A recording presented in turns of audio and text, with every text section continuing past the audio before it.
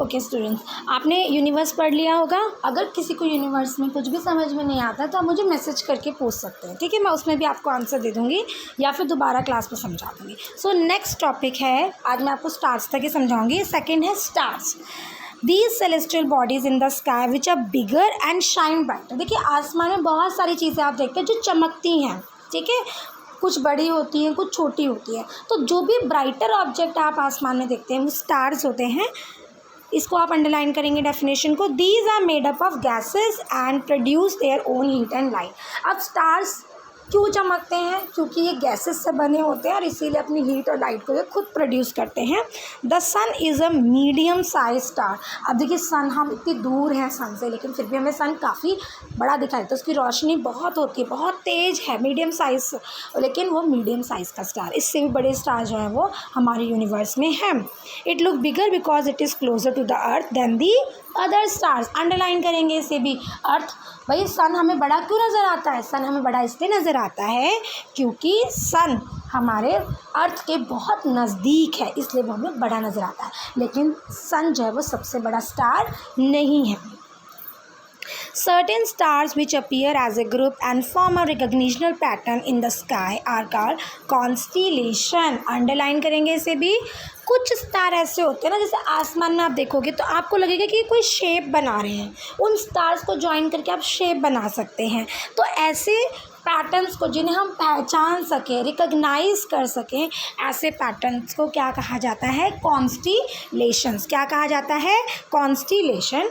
One such constellation is the Great Bear और the Ursa Major. उनमें से एक कॉन्स्टिलेशन है ग्रेट बेयर, उर्सा मेजर।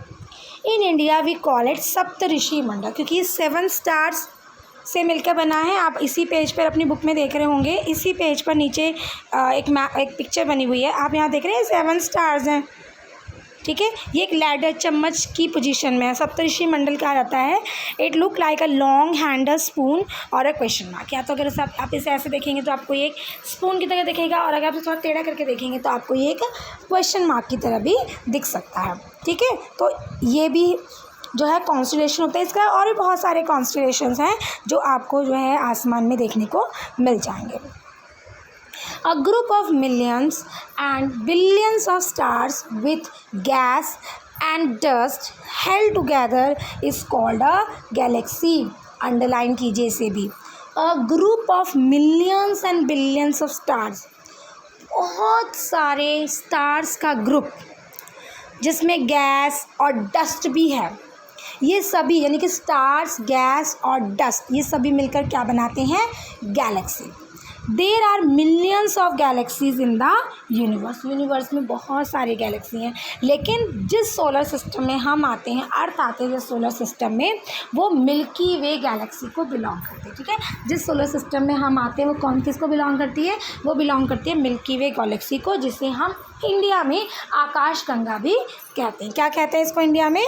आकाश गंगा भी कहते हैं।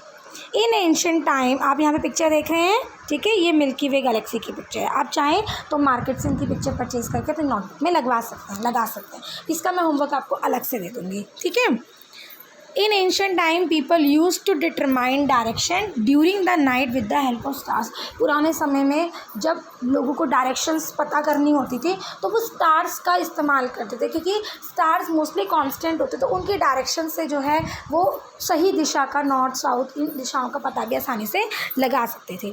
तो इस तरह से जो है जो यूनिवर्स है वो बहुत बड़ा है, इसमें बहुत सारी गैलेक्सीज़ हैं, और उसमें से किस गैलेक्सी में हम रहते हैं? हमारा जो सोलर सिस्टम है वो आकाशगंगा गैलेक्सी या फिर मिल्की वे गैलेक्सी के अंदर आता है, ठीक है। तो आज के लिए इतना ही। मैं बहुत ज़्यादा टॉपिक दिन में नहीं ले रही हूँ, अभी शुरुआत के दिन है, इसे बहुत थोड़ा पढ़ा रही हूँ, लेकिन हमें जल्दी स्पीड बढ़ानी पड़ेगी। उसके लिए ज़रूरी है कि आप लोग बहुत अच्छे से कोऑपरेट करेंगे, अच्छे से अपने चैप्टर को पढ़ेंगे, और जो नहीं आए मुझे व्हाट्सएप करके उसका मीनिंग आप पूछ सकते हैं। Okay, thank you.